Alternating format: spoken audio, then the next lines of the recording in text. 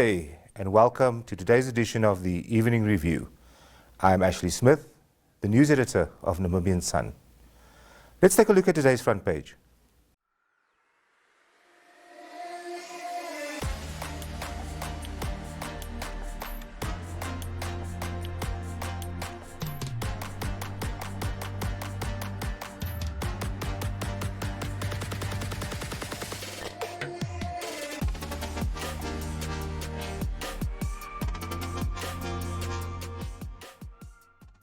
And taking the coronavirus story a bit further today, Ukgone Tlhagi was at the press conference with the high-level panel on the economy, and he asked them about the impacts of the coronavirus and whether it was taken into account when they formulated their plan.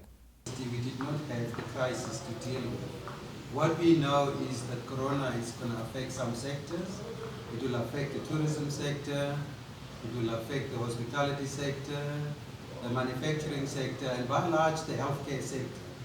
It will affect that. And we have not foreseen the virus by the time we crafted it. So if you see recommendations in those sectors, clearly it will be affected. It will be probably unwise of us to say we won't be affected. But will it be affected in such a way that the recommendation will need to be changed drastically or just amended a bit? So, if I may, Ms. Cummings, I think if you look at the coronavirus, remember in an economy, you will always face periodic crises. You go back to 2008, there's a global financial crisis. In other years, there was a commodity, crisis.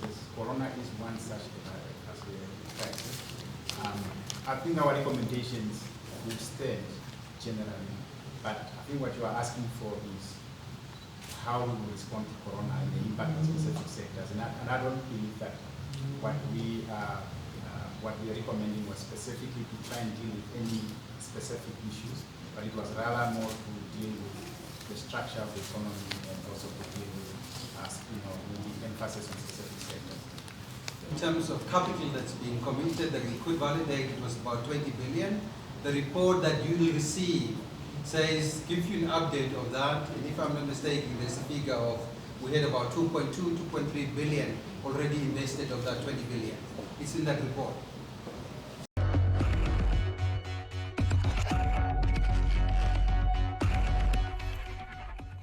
We're now joined in the studio by Ukgone Tlhagi, who was at State House this morning when the high-level economic panel briefed the nation, I suppose, through the media on their proposals to revive the economy and to attract investment to Namibia.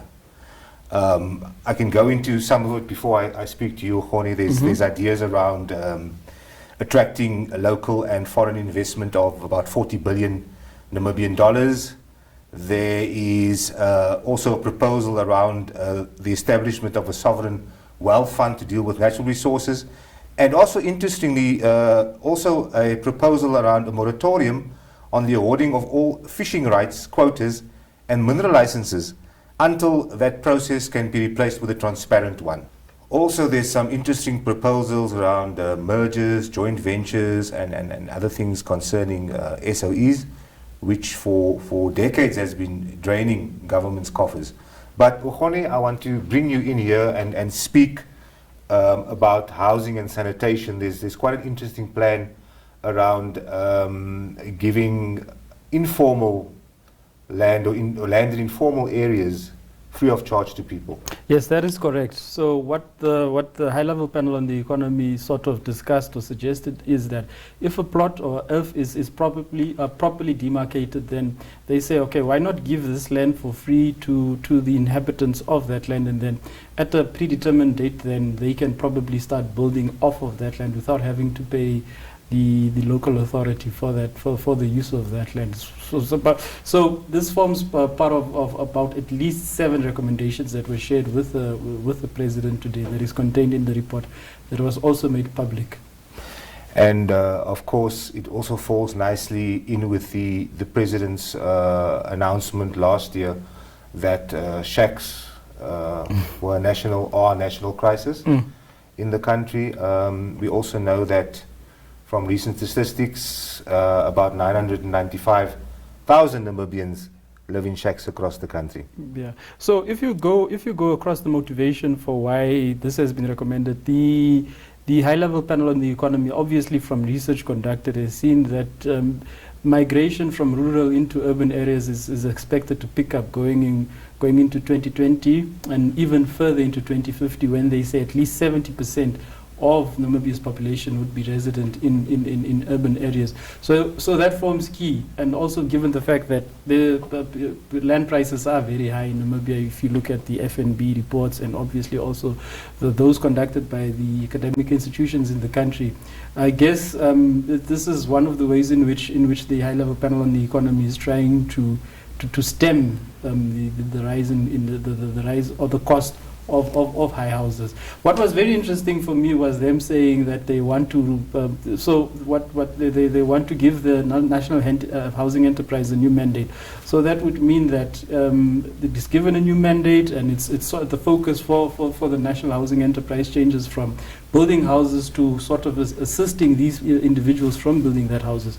And part of the proposal is also to bring in partners that can help the National Housing Enterprise with capital. So then it would not be necessary for the National Housing Enterprise to acquire pieces of land from local authorities, and also to build with that land using their own money. So I guess it's a double-edged sword what the high-level panel on the economy wants to do. On the one end, you free up housing, and then you bring in capital, and I guess it could go some way in stemming this land crisis. And of course, Ukhone, it also follows calls from different quarters around, giving people land and obviously allowing them to leverage that land to obtain loans and financing if they are employed, which is a big gap in the market at the moment. Yeah. And then also in terms of building at their own pace, which is also quite important. Yeah, and just to drive on the point of leveraging this land that people are going to now be going to take up freely, what the panel is recommending, that if the people are able to build at their own pace, as you put it there, and the loss of income that the local authorities would lose through the sale of land can be made up for in the form of utilities such as water and electricity, and they reason that essentially local authorities would not lose as much income as anticipated going forward. Of course, and please read the Namibian Sun tomorrow morning for quite a detailed story from Ukhone on the announcements or proposals by the high-level economic panel. Thank you so much for joining us. Thank you.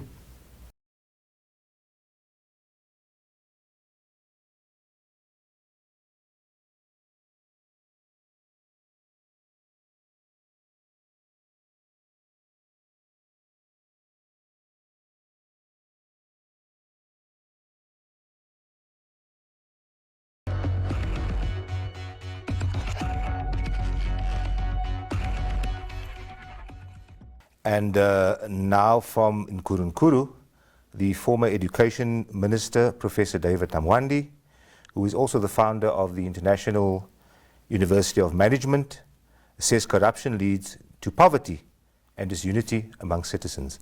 He was speaking at the official opening of the academic year at the Nkulunkulu campus. Namibia will be 30 years of age. Some of you who are here were not born yet. We call you born freeze. Lucky you. There was a time here in this nation when we suffered. Your parents, your relatives suffered. And because of discipline, listen to me carefully. Because of discipline, commitment, unity, we stood together as a nation. And we said, enough is enough. And on the 21st of March 1989, we buried colonialism, apartheid, segregation, Bantu education, and we said no more. We now started building the future of our children on the ashes, on the past, for a better tomorrow. As I'm talking to you, I'm also talking to my lecturers and professors. Here, RUM is a political institution. I don't want to hear anybody saying you belong to this party. You are not from my party. This is not the platform. This is the platform to transform Namibia so that one day, remember 2030 just around the corner, hopefully we'll achieve what we set ourselves to achieve. One day, together as a family, we achieve the status of a developed nation. But you will never achieve the status of a developed nation if you are divided. Do you get my message? Get my message.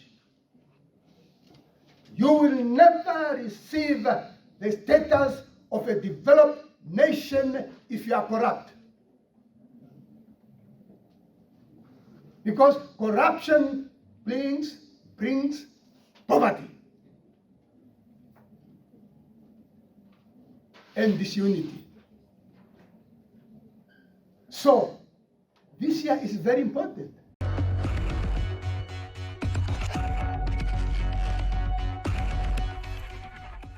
In other news, a rural Kavango East school continues to face immense challenges, and that includes snakes and mice sharing the school with pupils. Our reporter, Kenya Kambowe, shot this footage. Morning. How are you? I'm fine, thank you.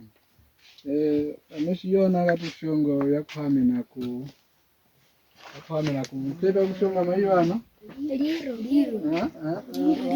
ya uwile Aka wapi? ashinge Family. no grade 2 umanya asiweni umanya keda kushonga mpo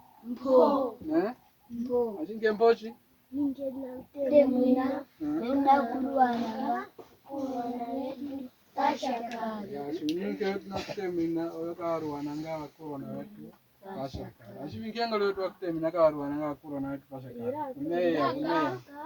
Umeya. Ha? Ndia. Yuma. Vidwata. Maudano. Chomo. Ani wantambe nunge yako washikita kushonga? Family. Liro ndi? Ashiwale weka liro letu shi? Anane. Anyoko. Asho. Ani. Nyakuyoye. Wauni oye. Kana chombo waka. Liro lyoye. Ndiweni?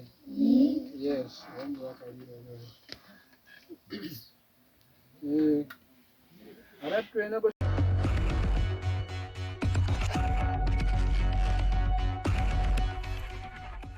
And Kenya also spoke to the school principal. Can you briefly just tell us how is the situation at Chidunga Primary School? Last time we were here, you expressed some of the challenges. I just want to find out, are those challenges resolved?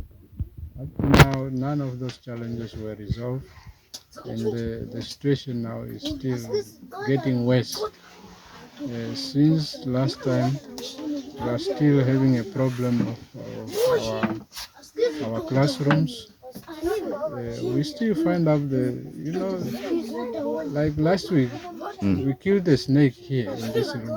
Serious? Serious. You can ask the learner here. We killed a snake. It's one of the challenges we are facing. And during rainy season now, this time, we cannot conduct the classroom properly because our structure are not properly made, and during rainy season it really disturbs us. And also learner used to come late their weight. Even when they enter the classes, you cannot teach properly because they are very wet and they start shivering. And if it is a heavy rain, you will stop teaching Okay. because of the rain. Okay. Yeah. And tell and how does it impact the education now, the quality of education here at the school? The quality of education is compromised. Okay. It's compromised, totally compromised. It's about time for a break, and I haven't seen anyone preparing food. Do these children benefit from the school feeding program? They do benefit, but this year, up to now, we did not receive it yet. Okay. Yeah. We So are still waiting. We don't know whether it will come or not. We are still waiting. yeah, just to clear the air, with the school facing so many challenges, tell me how is the communication between your school and the various bodies who are supposed to assist you in addressing these challenges? Are they coming forth, or are you the one not giving the information to them to say that this is what we are faced with? No, they don't come forth. I'm only the one giving them the information. Last time, like some years back, I speak to the councillor of this constituency. He promised that he would do us for something, but up to now it didn't come up. And he told me to write a letter which indicates that what is my needs. But up to now, I never received any response from the councillor's office. And tell me, if there are any good Samaritans out there that are willing to assist, tell me, what are those needs that you want to be taken care of? What do you want? Actually, the needs I want is actually, if you see the structure, any good.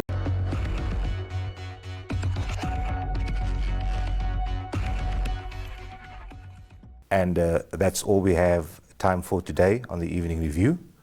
Please join us again tomorrow. I'm Ashley Smith, the news editor of Namibian Sun.